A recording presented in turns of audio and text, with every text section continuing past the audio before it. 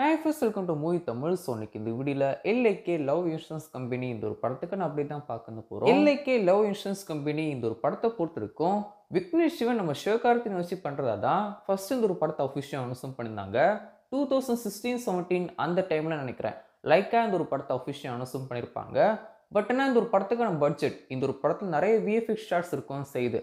So அதனால் இந்த ஒரு படத்துக்கான பட்ஜெட் ரொம்ப பெருசாக இருந்துச்சு. அப்போது நம்ம சிவகார்த்திகேயன் மார்க்கெட்டுக்கு அந்த ஒரு பட்ஜெட் ரொம்ப பெருசாக இருக்கும்னு செஞ்சு அதனால இந்த ஒரு படத்தை ட்ராப் பண்ணியிருந்தாங்க. இப்போ பார்த்தீங்கன்னா பிரதீப் வச்சு நம்ம விக்னேஷ் சிவன் இந்த ஒரு படத்தை டேரக்ட் பண்ணி முடிக்கணும்னு சொல்லிட்டாரு. நம்ம சவுண்ட் ஸ்டுடியோஸ் ரிலீஸ் தான் இந்த ஒரு படத்தை ப்ரொடியூஸும் பண்ணியிருக்காரு. ஸோ இந்த ஒரு படத்துக்கான ஷூட்டிங்கே பெரிய ஒரு பிரச்சனையில் தான் முடியும் செஞ்சு. அதாவது பட்ஜெட்டாக விக்னேஷ் சிவன் ஒரு பெரிய பட்ஜெட் எடுத்துட்டாரு அப்படி சொல்லிட்டு, அதாவது பிளான் பண்ண பட்ஜெட்டை விட அதிக பட்ஜெட் ஆயிடுச்சு அப்படி சொல்லிட்டு அதுவே ஒரு மிகப்பெரிய பிரச்சனையாக தான் இந்த ஒரு படத்துக்கு இருக்கவும் செஞ்சு. அண்ட் இப்போ பார்த்தீங்கன்னா ஷூட்டிங்லாம் முடிக்கவும் செஞ்சுட்டாங்க. பட் இந்த ஒரு படத்துக்கான ரிலீஸுக்கு இந்த ஒரு படத்துக்கான பட்ஜெட் ஒரு பெரிய பிரச்சனை அப்படின்னு சொல்லலாம். ஏன்னா இப்போ எல்லா மார்க்கெட்லேயுமே அது டவுனில் இருந்திருக்கு இல்லையா.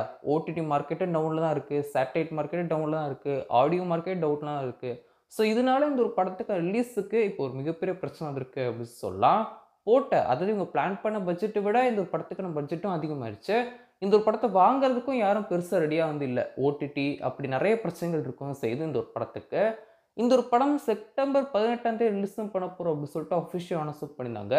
பட் இப்போ பார்த்தீங்கன்னா நேற்றுக்கு நம்ம சூர்யாவுக்கு பர்த்டே. ஸோ அவரோட பர்த்டே இந்த ஒரு படத்துக்கு ஒரு புது போஸ்டர் டீம் ரிலீஸும் பண்ணியிருப்பாங்க. இந்த ஒரு போஸ்டரில் ரிலீஸ் டேட்டை டீம் மென்ஷன் பண்ணவும் செய்யலை. ஸோ 100% கன்ஃபார்ம் தான் இந்த ஒரு படம் போஸ்ட் பண்ணது ஆகிறது. இன்னொரு முக்கியமான பிரச்சனை என்ன அப்படின்னு சொல்லி பார்த்தீங்கன்னா, இந்த ஒரு படம் செப்டம்பர் 18 டீம் ரிலீஸ் பண்ண பிளான் பண்ணிச்சுனாங்க. இதுக்கு முன்னாடி பார்த்தீங்கன்னா டியூட் திரைப்படம், நம்ம பிரதீப்போட டியூட் திரைப்படம் அவங்களுமே அஃபிஷியல் அனௌன்ஸ் பண்ணியிருந்தாங்க தீவா ரிலீஸ் அப்படி சொல்லிட்டு.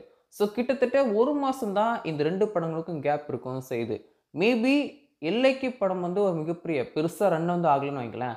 அந்த படத்துக்கும் பெரிய பிரச்சனை. 2 படமே ஓடிச்சுன்னா அது வேற லெவல். ஒன்றும் ப்ராப்ளம் கிடையாது. ஐ மீன் எல்லைக்கு பெருசாக ஓடிச்சு, அதுக்கப்புறம் டியூட் ஓடிச்சு அப்படிங்கிறது பிரச்சனை அது கிடையாது. பட் எல்லைக்கு மேபி நல்லா ஓடலைன்னா டியூடுக்கு ஒரு மிகப்பெரிய பிரச்சனை தான். பிஸ்னஸ் லெவலில் ஒரு மிகப்பெரிய பிரச்சனை தான். அண்ட் அது மட்டும் இல்லாமல் ஒரே ஹீரோட படம் ஒரு மாதம் கேப்பில் வர்றது அதுவுமே பெருசாக பிஸ்னஸில் பாதிக்கிற விஷயமா இருக்கும் செய்யலாம். ஸோ இதனால இப்போ பார்த்தீங்கன்னா எல்லைக்கு திரைப்படத்தை போஸ்ட்போன் பண்ண வச்சுருக்காங்க. இப்போ வரைக்கும் நியூஸ் எல்லாம் என்ன அப்படின்னு சொல்லி பார்த்தீங்கன்னா, அடுத்த வருஷம் வேலண்டைன்ஸ் டே ஸ்பெஷலாக இந்த ஒரு படம் ரிலீஸ் ஆகும் அப்படின்னு சொல்லிட்டு அப்டேட் கிடைக்கும் இருக்கு. ஸோ வேலண்டைன்ஸ் டே வீக்குக்கு இந்த ஒரு படம் ரிலீஸ் ஆகும் போகுது.